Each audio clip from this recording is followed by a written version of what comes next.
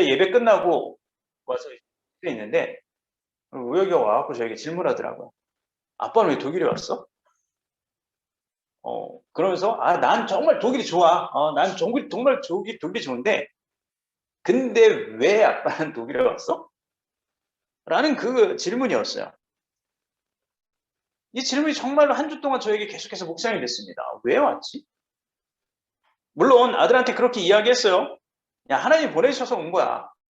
하나님 가라고 했으니까 왔지. 물론 저 역시도 그렇게 믿고 있습니다. 하나님께서 저를 이 땅 가운데 보내셨다라고요. 근데 그렇다고 해서 그게 모든 게 완벽하게 질문이 해결되지는 않더라고요. 거기에 꼬리를 무는 질문이 또 한 가지가 있습니다. 그러면 진짜 하나님이 나에게 보내신 거라면 왜 보내셨지? 무엇 때문에 보내셨지?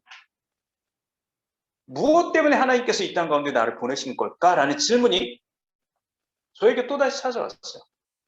한 주간 계속해서 이걸 가지고 기도하고 고민하고 묵상을 했어요. 답은 정확하게 내려지진 않습니다. 근데 예전에 제가 독일에 오기 위해서 고민하고 기도하고 뭐 여기저기 찾아다니면서 막 돌아다니고 있을 때 그때 하나님께서 저에게 주셨던 그 마음이 또 그 말씀이 떠올랐어요. 그 말씀이 뭐냐면 하나님께서 저에게 말씀하셨어요. 공주야, 너 오늘 뭐 봤어? 이곳에 돌아다니면서. 이 독일 땅을 막 돌아다니면서 오늘 너 뭘 봤어? 예전에 말씀드렸죠. 예수님 아침엔 출근하는 사람들을 봤고요. 오전에는 학교에서 열심히 공부하는 학생들을 봤고요. 저녁에는 지금 이렇게 퇴근하는 사람들을 보고 있어요. 하나님, 나 정말 뭔가 특별한 걸 찾고 계속해서 돌아다녔는데 그냥 오늘 본 건 이게 다였어요. 하나님. 출근하는 사람, 공부하는 사람, 직장에서 일하는 사람, 그리고 저녁에 퇴근하는 사람. 그냥 지극히 평범한 것만 봤어요. 근데 그때 하나님께서 저에게 말씀하신 게 그거였어요. 그래, 내가 너에게 원하는 게 바로 그거야. 이 땅에서 뭔가 특별하게 뭔가 하려고 하지 마.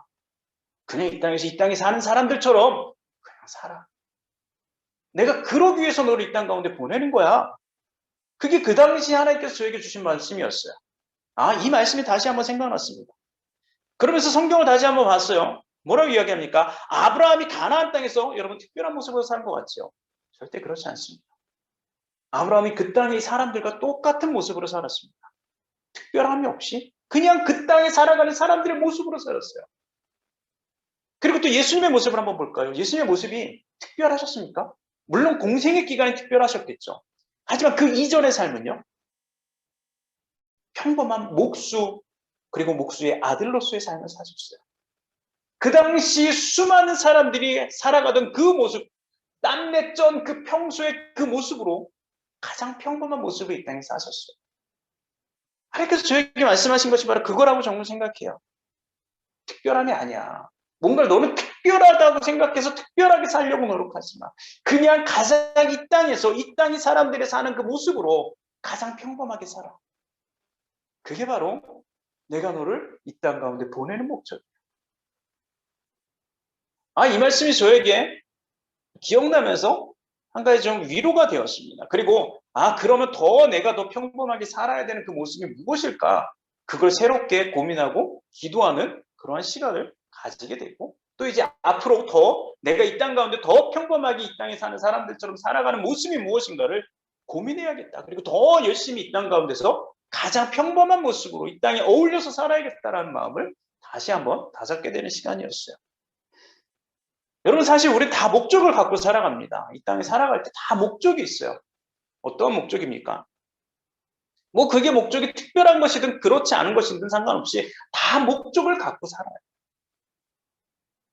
예수님은 어떠셨을까요? 예수님 이 땅에 오시는데 목적이 있게 아니면 목적이 없게 이 땅에 오셨을까요? 예수님도 분명한 목적을 가지고 이 땅에 오셨어요. 그리고 그 목적이 무엇일까요? 저는 오늘 본문을 통해서 예수님께서 가장 이 땅에 오신 목적을 분명히 보여주셨던 그 말씀이 바로 이것이 아닐까라고 저는 생각을 했어요.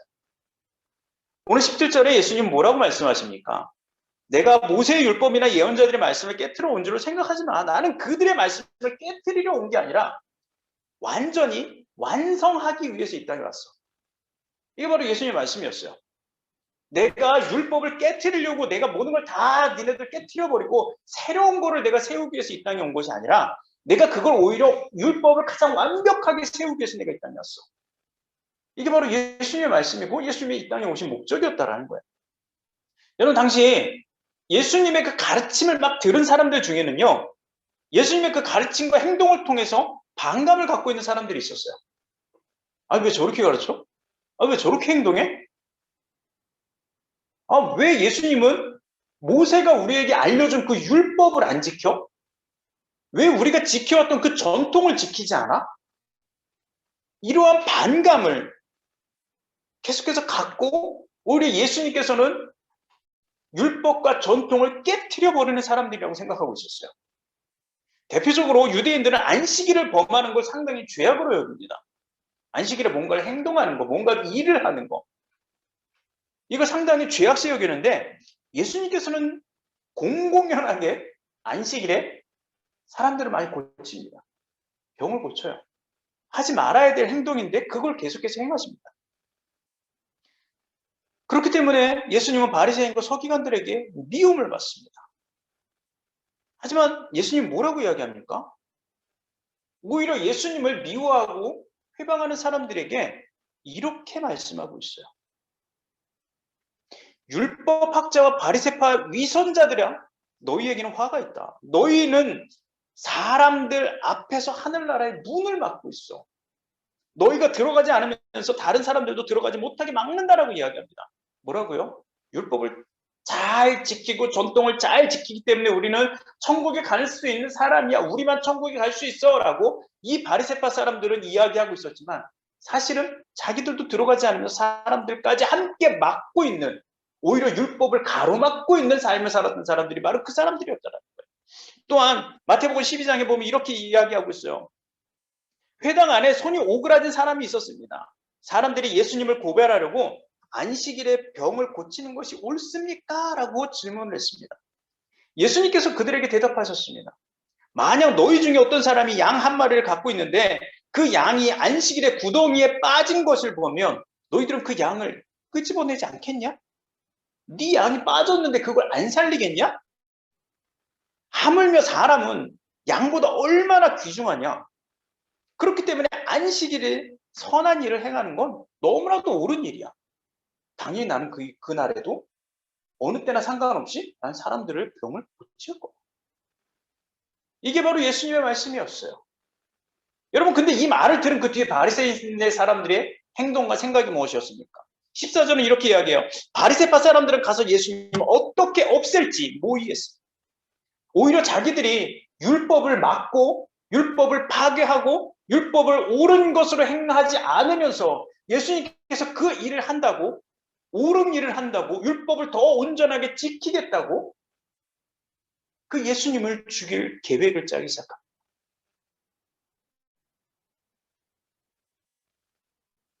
여러분, 근데 참 이상해요. 예수님은요, 당신이 안식일을 거스른다고 율법을 깨뜨린다고 고수하고 회방하는 사람들을 향해서요, 계속해서 마찰을 일으키세요. 그냥 우리 같으면 그냥 적당히 하고 끝내도 되는데 꼭 저걸 저렇게까지 해야 돼? 예수님 저걸 저렇게까지 대답하고 저렇게까지 사람들하고 마찰을 일으키고 사람들하고 저렇게까지 싸워야 돼? 그렇게 생각할 수 있어요. 하지만 그럼에도 불구하고 예수님은 조금도 당신의 뜻을 굽히지 않습니다.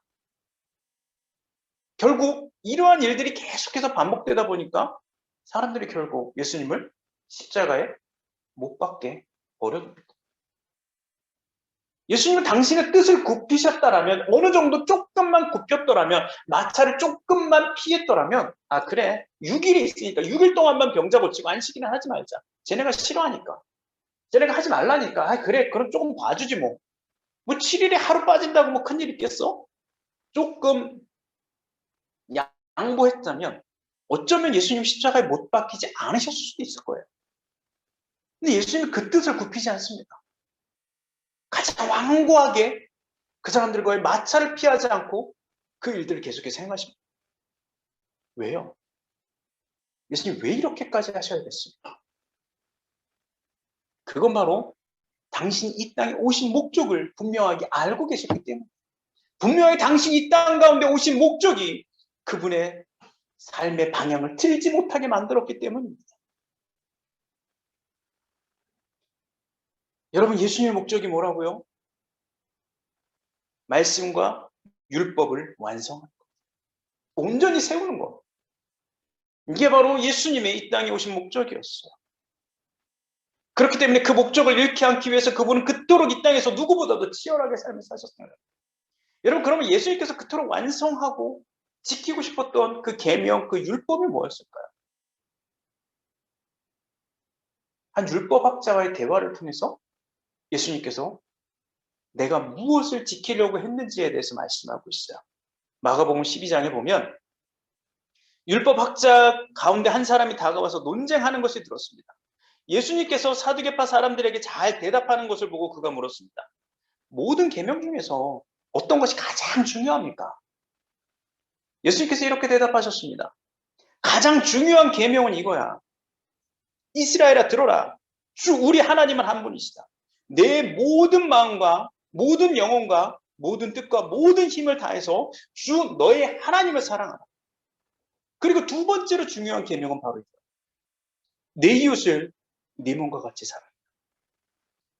이 계명들보다 더 중요한 건 없어. 나는 이것들을 지키기 위해서 그리고 이 땅에 왔어. 이것들을 온전히 완성하기 위해서 이 땅에 왔어. 여러분, 예수님께서 그토록 치열하게 완성하셨던 율법과 계명이 바로 이거예요. 하나님을 사랑하고 이웃을 본인의 몸처럼 사랑하는 것들을 보여주고 저것을 지키고 완성하기 위해서 그토록 치열하게 싸우셨다라는 거예요. 여러분, 하나님은요, 아버지 하나님을 사랑하셨기 때문에 하나님이 사랑하셨지만 사단에게 빼앗겼던 모든 사람들을 다시 하나님의 자녀로 만들어주길 원했어요. 하나님 너무 사랑하거든요, 예수님. 근데 하나님은 누굴 사랑해요? 사람을 너무 사랑해요. 근데 그 사람을 사단에 의해서 뺏겼습니다. 사람들이 자꾸 하나님을 향해 등을 돌려요. 자꾸 하나님이 멀리 합니다. 다시 그렇기 때문에 그 하나님이 사랑하는 사람들을 하나님께로 돌려드리기 위해서 당신이 이 땅에 내려오십니다. 그리고 모든 사람들을, 이 땅에 있는 모든 사람들을, 그 이웃들을 당신의 몸처럼 사랑해서 우리를 다시 하나님의 자녀로 만들어주기 위해서 당신의 몸을 십자가에서 내놓습니다. 예수님은 하나님을 가장 사랑하시기 때문에 하나님이 사랑하시는 사람을 다시 하나님께로 돌려드립니다. 그리고 예수님은 우리를 또 너무 사랑하시기 때문에 하나님에게서 멀어진 우리들을 다시 하나님께로 돌려드리기 위해서 당신의 몸을 십자가에서 내어놓습니다. 그렇게 하심으로써 가장 완벽한 율법과 계명을 완성하고 지켜내십니다. 그리고 오늘 예수님께서는요, 우리에게도 말씀하고 계세요. 19절에 이렇게 이야기해요. 누구든지 이 계명 가운데 가장 작은 것 하나라도 어기거나 다른 사람에게 그렇게 해, 너 이렇게 해 라고 가르치는 사람은 하늘나라에서 가장 작은 사람이 될 것이다. 그런데 누구든지 계명을 지키고 그대로 행하고 그리고 나서 가르치면 하늘나라에서 크게 될 것이다 라고 말씀하고 있어요.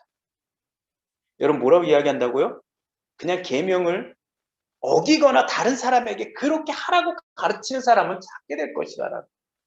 야, 계명이 이런 거야. 이렇기 때문에 너 이거 이렇게 행해 라고 이야기하는 사람은 작게 될 것이다 라는 겁니다. 다시 말해서 하나님의 말씀을 듣고 가르치는 것으로 끝나면 안 된다라는 거야. 내가 하나님의 말씀을 들었다면, 내가 그 계명을 안다면 그 계명을 먼저 행동하고 지켜야 한다라는 거야. 내가 먼저 행동해야 돼요. 그리고 나서 그것들을, 그 행동의 모습들을, 그 결과를 사람들에게 가르쳐야 한다라는 거야. 그 예를 잘 보여주고 있는 분이 누굴까 찾아보다가 손양원 목사님을 다시 한번 발견합니다. 여러분, 손양원 목사님 너무나도 잘 알고 계시죠? 근데 해방 직후에 남북 대립이 한참 시작되고 있을 때, 좌우 그 분열이 시작되고 있을 때 1948년 10월에 자신의 아들 둘을 잃습니다. 공산 그 사상을 가진 그 사람들에게 죽임을 당해요. 아들 둘이 죽습니다. 손양은 그 목사님은요, 나중에 그 공산당원이 자기의 그 아들을 죽였던 그 공산당원이 체포됐다는 소식을 듣습니다. 그때 이 손양원 목사님은 그 사람을 용서해달라고, 때리지 말라고, 내가 그 아들을 내 아들로 삼겠으니까 제발 이 사람을 때리지도 말고 죽이지도 말고 제발 이 사람을 잘 데리고 있다가 다시 석방해 달라고, 그런 구명운동을 펼칩니다. 그리고 결국 나중에 진짜 자신의 양자로 삼아요. 자신의 그 아들 둘을 죽인 그 공산당원을 자신의 아들로 삼습니다. 여러분, 어떻게 그분은 그렇게 할 수 있을까요? 그러다가 이 따님이 쓰셨던 그 책이 있어요. 그 책을 통해서 이분이 이럴 수밖에 없었구나라는 것들을 다시 한번 배우게 됩니다. 그 책의 일부를 좀 발췌해봤어요. 이렇습니다. 손양원 목사가 아들을 죽인 안재선을 용서하고 아들을 삼겠다고 공표하였을 때 반대하는 딸 동희를 설득하면서 다음과 같이 목사님은 차근차근 설명했다. 동희야, 내 말을 잘 들어봐. 내가 무엇 때문에 5년 동안이나 너희들을 고생시켜가면서 감옥 생활을 견뎌냈겠니? 하나님의 계명을 지키기 위함이 아니었겠니? 그런데 그 학생이 안 잡혔다면 모를까? 일단 잡힌 이상 모른 체 할 수는 없다. 첫 번째, 두 번째 계명이 하나님의 명령이라면 원수를 사랑하라는 말씀도 똑같은 하나님의 명령인데 내가 어찌 그 명령을 순종하면서 이 명령은 순종하지 않는다면 그보다 더 큰 모순이 있을 수 없겠느냐. 원수를 사랑하라는 명령에 순종하지 않으면 과거 5년간의 감옥살이가 모두 헛된 수고고 내가 너희들을 고생시킨 것도 헛된 시간이 될 수밖에 없어. 동희는 아버지께 울면서 말하기를, 아버지 한번 생각해 보세요. 그래도 용서하면 용서했지 아들을 삼겠다는 건 또 뭡니까? 아버지가 그놈을 아들 삼으면 나한테는 오빠가 되는 건데 날도록 그 원수를 오빠라고 부르라는 말입니까? 아버지, 오빠들의 한 맺힌 소리가 들리지 않으십니까? 원수가 봐달라고 저 하늘에서 슬프디 슬픈 눈으로 쳐다보고 있는 오빠들이 아빠는 안 보이세요? 아버지 이렇게까지 하지 않으면 예수님을 못 믿습니까? 다른 목사님들은 안 그런데 왜 아버지는 항상 별난 예수님을 믿습니까? 하늘나라에 이런 일은 있을 수 없습니다. 아버지 제발 이러지 마세요. 이 딸은 악을 쓰면서 달려들었다. 손 목사는 딸에게 말했다. 동희야, 성경 말씀을 자세히 한번 읽어봐. 성경 말씀에는 분명히 원수를 사랑하라고 했어. 용서만 가지고는 안 돼. 그 학생을 살려주는 것만으로는 부족하다는 뜻이야. 원수를 사랑하라고 했으니까 사랑하기 위해서는 내가 아들을 삼아야 돼. 아브라함은 100살에 얻은 외아들 이삭을 하나님 명령 한마디에 모리아 제단에서 칼을 찌르려고 하지 않았냐. 너는 어떻게 생각하냐. 또 내가 쟤를 죽인다면 그것은 내 두 오빠의 순교를 값없이 만드는 것이 되고 말아. 여러분 이해가 가십니까? 여러분 왜 그분이 그렇게까지밖에 할 수 없었는지 이해가 가십니까? 손영환 목사님께서는 그렇게 하실 수밖에 없었던 이유는요. 바로 하나님을 믿는 목적 때문이었어요. 내가 왜 하나님을 믿지? 내가 왜 하나님을 따르지? 내가 따른다면, 내가 믿는다면 어디까지, 무엇까지 해야 되는 것이지?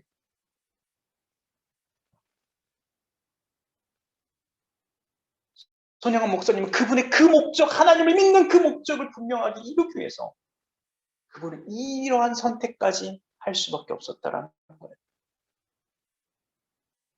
여러분 지금 그렇다면 우리의 삶의 목적은 뭐가 되어야 될까요? 우리가 이 땅에 살아가고 있는데 우리의 삶의 목적은 무엇이 되어야 될까요? 무엇을 지키고 완성하기 위해서 우리도 진짜 이 땅에서 처절하게 살아야 되는데 무엇을 위해서 우리가 처절하게 삶을 살아야 될까요? 그건 먼저 하나님의 자녀라는 그 사실. 하나님의 자녀로서 이 땅을 살아가는 그 목적을 우리는 먼저 잊어서는 안 된다는 거예요. 목적을 잃으면 우리가 나가야 될 그 방향을 잃어버리고 말기 때문이에요. 여러분, 우리 살다 보면 분명히 이 정도 뭐 어쩔 수 없잖아. 혹은 뭐 이렇게까지 해야 돼 내가? 이런 생각이 들 때가 있을 거예요. 하지만 여러분, 내가 이 땅에서 하나님의 자녀로서 살아가는 목적에 어긋난다면 그것을 지키고 완성하기 위해서 우리도 치열해야 해요. 정말 내가 진짜 하나님의 자녀로서 살아가는데 이거 그래 요 정도는 괜찮겠지. 아니 요 정도 괜찮겠지의 문제가 내가 하나님의 자녀로서 살아가는데 방향을 틀어버릴 수 있는 문제라면 내가 그것을 그렇게 예수님처럼 뜻을 굽히지 않고 끝까지 치열하게 그것을 지켜내려는 몸부림이 우리 가운데 있어야 된다는 거예요. 여러분, 지금 우리는 말로 사람들을 가르치는 세상 속에 살아가고 있습니다. 우스갯소리로 우리 그런 이야기 했잖아요. 사랑을 글로 배웠어요. 예? 우리 사랑을 글로 배운 사람이 너무 많습니다. 여러분, 우리도 하나님의 말씀을 그리고 하나님은 우리에게 주시는 삶의 목적을 누군가의 말로만 우리가 좀 배우고 듣고 가르침을 받고 있지는 않습니까? 여러분, 사랑해야 됩니다. 여러분, 뭘 해야 됩니다. 우리도 또 누구를 가르칠 때 그냥 너무 쉬운 말로만 제가 지금 하는 것처럼 이렇게 쉬운 말로만 이렇게 하고 있지는 않습니까? 예수님은요, 우리에게 직접 오신 이유가 이웃을 사랑하는 방법이 뭔지, 내 이웃을 사랑하라고 했으면 그 사랑하는 방법이 뭔지, 어떻게 사랑하는 건지, 하나님을 사랑하라고 했다면 하나님을 어떻게 사랑하는 것인지를 보여주기 위해서 그 누구보다 목적에 어긋난 것과 타협하지 않고 치열하게 그것을 지켜가면서 우리에게 보여주셨어요. 우리에게 보여주시기 위해서 이 땅에 오셨다라는 거예요. 사랑하는 성도 여러분, 우리도 그 예수님의 모습을 통해서 더 이상 말로만 세상을 걱정하고 살아가는 것이 아니라요. 말로만 스스로 하나님의 자녀라고 부르는 것이 아니라 진정으로 세상을 걱정하고 살아가는 것이 뭔지요. 하나님의 자녀의 삶은 어떤 건지요. 한 번 더 고민했으면 좋겠습니다. 그래서 그 말씀과 계명을 좀 온전히 지키고 완성하기 위해서 이 땅을 살아가는 모습이 무엇인지를 우리가 좀 함께 고민했으면 좋겠습니다. 그래서 이제 더 이상 그리스도인이라고 불리는 사람들이 말만 하는 사람이 아니라 행동으로 가르치는 사람. 사랑을 행동으로 전하는 사람. 헌신을 행동으로 보여주는 사람. 오늘 우리가 찬양했던 것처럼 낮은 곳으로 내려가는 삶이 무엇인지 보여주는 사람. 썩어져서 생명을 튀어내는 것이 무엇인지를 사람들에게 보여줄 수 있는 사람. 여러분, 그 삶을 좀 저와 여러분들이 함께 좀 살았으면 좋겠습니다. 우리가 그것을 위해서 함께 기도하고 함께 좀 고민하는 시간을 가졌으면 좋겠습니다. 이 시간 같이 함께 기도하겠습니다. 하나님, 진짜 내가 보여줘야 될, 내가 지켜야 될 그 삶의 목적, 하나님의 자녀로서의 그 삶의 모습은 무엇입니까? 내가 그것을 온전히 이 땅 가운데서 지켜내고 보이길 원합니다. 오늘 주님이 말씀하신 것처럼 정말로 누구든지 계명을 지키면서 가르치는 사람은 하늘에서 복이 있다라고 말씀하셨는데 내가 당신이 우리에게 준 그 율법을, 그 계명을 사랑하는 그 모습을 완벽하게 지키면서 완벽하게 행동하면서 내가 전할 수 있는, 가르칠 수 있는 그러한 삶의 자리로 나아가길 원합니다. 하나님, 나를 그렇게 써주십시오. 내가 그렇게 되길 원합니다. 같이 함께 기도하도록 하겠습니다.